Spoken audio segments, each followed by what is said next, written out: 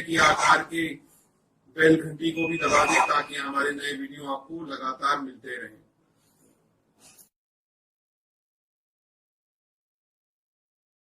नमस्कार दोस्तों, धर्म रहस्य चैनल पर आपका एक बार फिर से स्वागत है। आज लेंगे दर्शकों के प्रश्न और उत्तर श्रृंखला को। जल्द ही हम 100 के आंकड़े को भी पार कर लेंगे और आप लोगों का सहयोग इसी प्रकार बना रहा तो लगभग सभी प्रकार के आध्यात्मिक प्रश्नों के उत्तर हम सभी लोग प्राप्त करते रहेंगे। तो चलिए आज लेते हैं कुछ ऐसे प्रश्नों को जो अलग अलग साधकों ने पूछे हैं और क्या है वो प्रश्न। चलिए शुरू करते हैं। आज के जो प्रश्न है वो 6 हैं। राजसिक संकल्प से संबंधित है, दूसरा अन्य गुरुओं द्वारा दी गई साधनाएं हैं, तीसरा राजसिक साधना वाला सात्विक साधना कर सकता है या नहीं, सरस्वती नदी और सरस्वती माता में क्या अंतर है, मन्नत मांगना और पूरी ना होने पर क्या दंड मिलता है, और बहुत सारी साधनाओं को जीवन भर क्या जपना पड़ता है। तो आज की यही प्रश्न है। तो सबसे पहले लेते हैं कि राजसिक संकल्प क्यों लें। कई लोगों का ये प्रश्न है कि वो सिगरेट, तंबाकू, शराब और लहसुन प्याज का उपयोग के साथ में मांस को खाना या इत्यादि चीजों का उनके जीवन में बार बार सामना होता रहता है। अब अगर ऐसी अवस्था में उन्होंने गुरु मंत्र ले लिया तो इन चीजों से वो अपने आप को सुरक्षित नहीं रख सकते हैं, क्योंकि कहीं ना कहीं वो ऐसे कार्यों से लिप्त हैं जब इन चीजों से उनका सामना हो जाता है। कुछ दिनों तक के लिए तो व्रत संकल्प कार्य कर सकते हैं, लेकिन हमेशा के लिए ये चीजें होना संभव नहीं हो पाता है। तो ऐसी ही अवस्थाओं के लिए हम राजसिक साधना का संकल्प लेते हैं। जब गुरु मंत्र ले लेते हैं उसके उपरांत राजसिक साधना में इस तरह का संकल्प लिया जाता है ताकि हम खान पान संबंधी जो भी नियमावलियां हैं या जो भी हमारे आचार व्यवहार हैं उन सब में छूट प्राप्त की जा सके। जो साधनाएं राजा बनाती हैं, राजा होना का मतलब होता है कि सांसारिकता में लिप्त रहना, तो ऐसी साधनाएं राजसिक साधनाएं कहलाती हैं। तो राजसिक अगर संकल्प आप लेते हैं गुरु मंत्र साधना में तो आप फिर इन नियम बंधनों के जो प्रभाव है उनसे बच जाते हैं। लेकिन सिर्फ इसकी एक ही समस्या होती है कि आपको मृत्यु के बाद में मोक्ष नहीं मिलेगा, स्वर्ग की प्राप्ति होती है। निश्चित रूप से गुरु मंत्र से स्वर्ग की प्राप्ति तो होनी ही होनी है, लेकिन आपको मोक्ष नहीं प्राप्त हो पाता है, क्योंकि जैसी ऊर्जा धारण करते हैं व्यक्ति या व्यक्तित्व वैसा ही बन जाता है। कुछ लोगों का ये भी कहना है कि हम अभी क्योंकि हम दुनियादारी में फंसे हुए हैं तो जवानी में तो हम राजसिक संकल्प लेंगे, बाद में इसको सात्विक संकल्प लेकर जीवन को मोक्ष की तरफ ले जा सकते हैं। तो यह भी किया जा सकता है। यह संभव है कि आप अपनी जवानी भर जो है राजसिक कार्यों को संपादित कीजिए और उसके बाद फिर आप सात्विकता पूरी तरह से ग्रहण करके संन्यास लेकर, जैसे जीवन में संन्यास का आखिरी लक्ष्य होता है मोक्ष प्राप्ति के लिए, उसको आप कर सकते हैं। इसीलिए राजसिक संकल्प वो लोग लें जो लोग सात्विक पूरी तरह से नहीं हैं, भोजन और पानी संबंधी या यूं चाहिए कि इन प्रकार की चीजों का नियंत्रण वो नहीं रख सकते हैं, उन्हें राजसिक संकल्प ही ले लेना चाहिए। अब अगला सवाल है कि दूसरे गुरुओं द्वारा बताई गई साधनाएं क्या साधक कर सकते हैं? बिल्कुल कर सकते हैं। अगर आपका गुरु मंत्र का 9 लाख जाप पूर्ण हो चुका है, उसका पूरा विधान आप कर चुके हैं, तो दूसरे गुरुओं द्वारा बताई गई भी साधनाएं आप प्रयोग कर सकते हैं।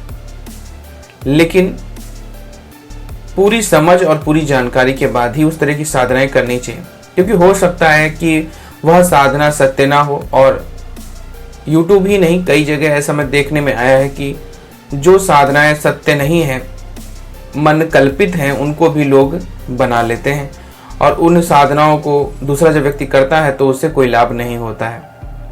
कई लोग मंत्र जाप बताते हैं किसी शुद्ध देवी का और वो असल में भूतनी, प्रेतनी या पिशाचनियों की साधनाएं होती हैं। तो यह ज्ञान भी होना आवश्यक है कि आप कौन सी साधना करने जा रहे हैं। कहीं ऐसा तो नहीं जिस साधना के बारे में आपको बताया गया है वो साधना किसी और देवी देवता की हो या उसके किसी और अस्तित्व को दर्शाती हो। तो आप कर सकते हैं या कोई भी व्यक्ति कर सकता है किसी की भी साधना, लेकिन उसके बारे में पूरी जानकारी इकट्ठा कर लीजिए। तीसरा है, राजसिक साधना वाला सात्विक साधना क्या कर सकता है। देखिए, इसका पहले उत्तर मैं दे चुका हूं और यह बात सत्य है कि कोई भी राजसिक साधना करने वाला व्यक्ति सात्विक साधनाओं को कर सकता है, लेकिन जब वह सात्विक कोई साधना करेगा तो राजसिक नियमों का पालन उसे त्यागना होगा, वह सात्विक नियमों का ही पालन करेगा। क्योंकि हम जितना अपने आप को ऊंचा उठाने की कोशिश करते हैं, नियमावली उतनी ही ज्यादा कठिन हो जाती है।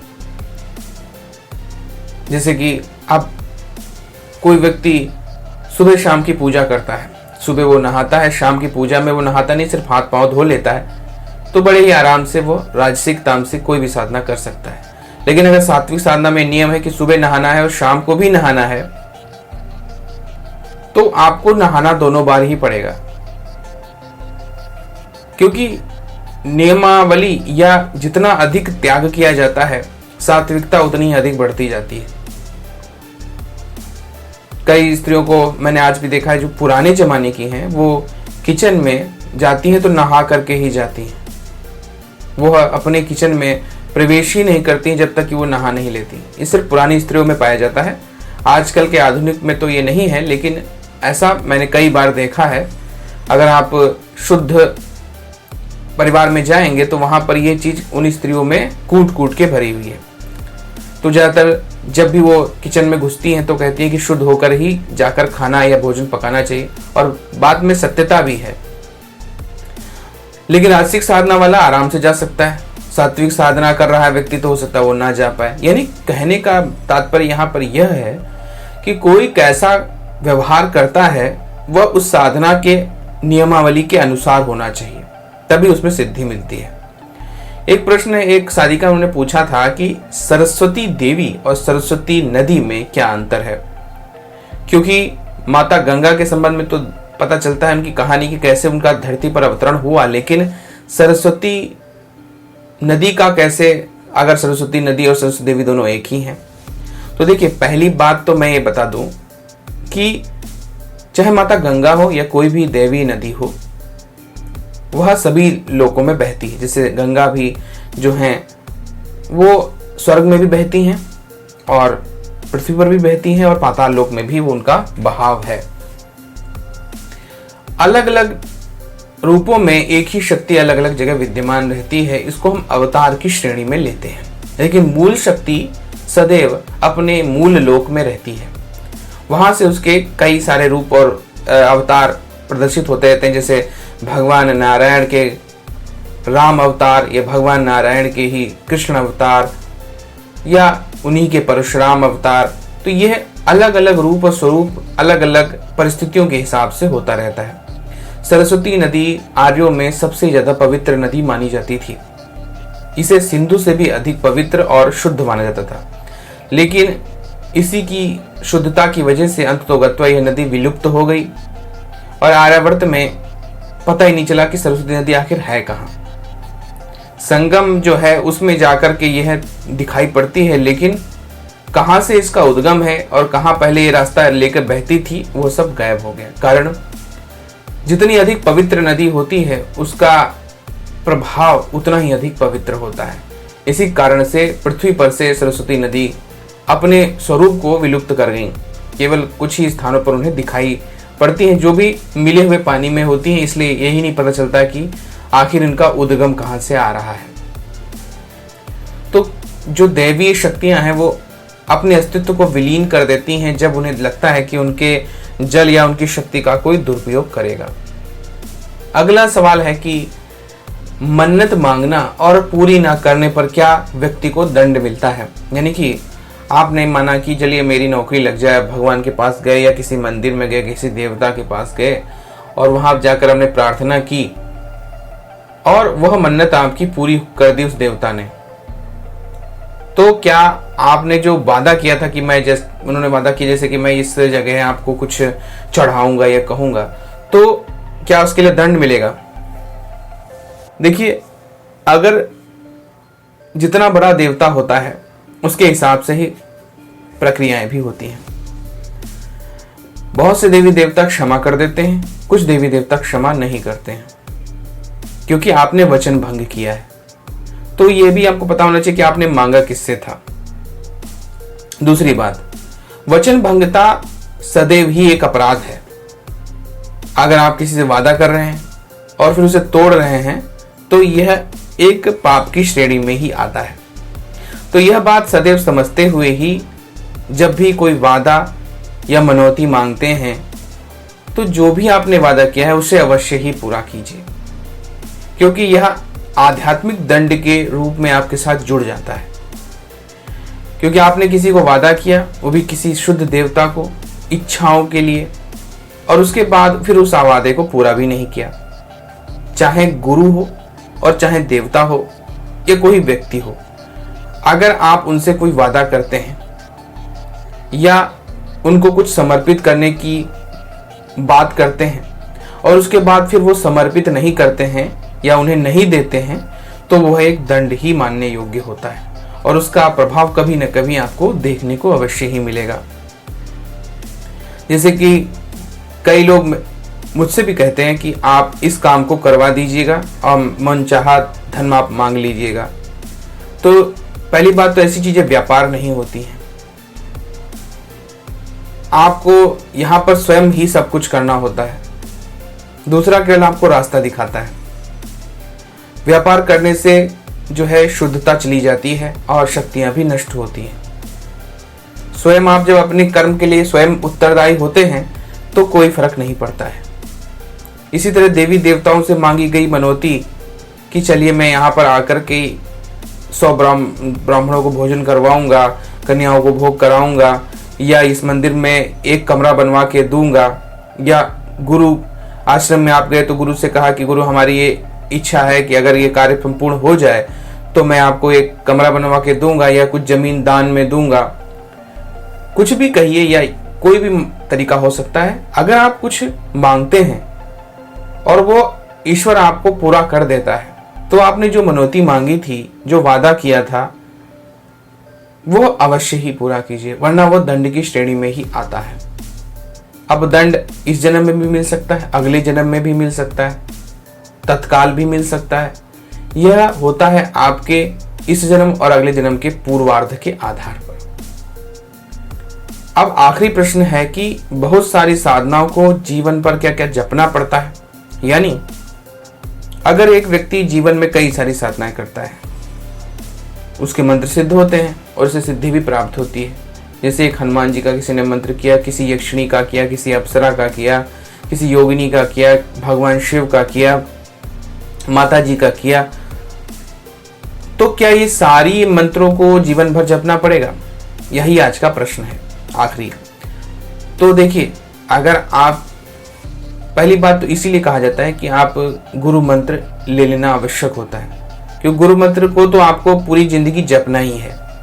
वही आपका मूल आधार होता है बाकी साधनाओं का, और बाकी साधनाओं को ऊर्जा देने का भी कार्य वही मंत्र करता है। उसके बिना बाकी मंत्र सिद्ध भी नहीं होते हैं। इसलिए सबसे पहले तो गुरु मंत्र को ले लेना चाहिए, गुरु से प्राप्त कर लेना चाहिए। उसके बाद उस गुरु मंत्र को सदैव पूरी जिंदगी आपको जपना ही जपना है, उसे आप कभी नहीं छोड़ेंगे, क्योंकि वही आपकी वास्तविक शक्ति है, वही आपका वास्तविक आधार है। महामंत्र वो होना चाहिए। अगर गुरु मंत्र के रूप में ले रहे हैं और आध्यात्मिक भी है वो मंत्र, तो वह सदैव आपको जपना है। दूसरी साधनाएं उसके साथ जब आप करते हैं तो उनकी सिद्धि बनाए रखने के लिए आपको मंत्रों का जाप करना पड़ता है। जैसे हम मोबाइल में रिचार्ज करते हैं, इसी तरह से बाकी जो सिद्धियों वाले मंत्र होते हैं उनको रिचार्ज की आवश्यकता होती है। रिचार्ज के कई तरीके हैं। एक, उस मंत्र का एक दिन में एक बार उच्चारण जरूर कर लेना कम से कम, बाकी आप चाहें तो कितना भी कर सकते हैं। अथवा शुभ वारों में, यानी कालरात्रि, महारात्रि, मोहरात्रि और दारुणी। तो 4 रातें जो आती हैं जिनके बारे में पहले मैं वीडियो बना चुका हूं, इन दिनों उस मंत्र का जाप करके उसका हवन कर लेना चाहिए। इसके अलावा जब भी ग्रहण काल पड़ता है उस दौरान भी आप उस मंत्र का जाप करके उसको रिचार्ज कर सकते हैं, यानी जो आपने साधना पहले की हुई है वह साधना फिर से रिचार्ज हो जाएगी। तो इस प्रकार से आप इन साधनाओं को रिचार्ज कर सकते हैं। लेकिन जहां तक गुरु मंत्र या अपने मूल मंत्र की बात है, उसको हमेशा याद कीजिए और हमेशा उसको पढ़िए। अब इसी में एक सवाल पैदा हो सकता है कि क्या इष्ट मंत्र को भी रोज जपना है? तो जी हाँ, गुरु मंत्र अगर इष्ट मंत्र भी है तो सर्वोत्तम बात है। लेकिन अगर गुरु मंत्र अलग है और आपका इष्ट मंत्र अलग है तो भी इष्ट मंत्र और गुरु मंत्र का जाप आपको पूरे जीवन भर करना चाहिए। मान लिया किसी को गुरु मंत्र के रूप में मां दुर्गा का मंत्र मिला, लेकिन उसका इष्ट मंत्र या जिसके प्रति वो सबसे ज्यादा समर्पित है, जिसको सबसे ज्यादा वो प्रेम करता है, जिसको अपना इष्ट मान चुका है, वो भगवान शिव हैं। तो भगवान शिव के मंत्र का भी उसे प्रतिदिन जाप जरूर करना है और माता का जो मूल गुरु मंत्र है उसका भी रोज प्रतिदिन उसको जाप करना आवश्यक है। बाकी अगर उसने कोई यक्षिणी साधना की, उसको सिद्धि की, कोई योगिनी की साधना की, उसकी सिद्धि की, भूत प्रेत पिशाच या किसी इस तरह की कोई भी साधना उसने की, तो उसको रिचार्ज करना आवश्यक होता है। जैसे कि मैंने आपको विधि बताई ही थी किस तरह उसको आप जगा सकते हैं उस मंत्र को। तो ये थे आज के कुछ प्रश्न। अगर आपको यह वीडियो पसंद आया है तो लाइक करें, शेयर करें, सब्सक्राइब करें चैनल को। आपका दिन मंगलमय हो। धन्यवाद।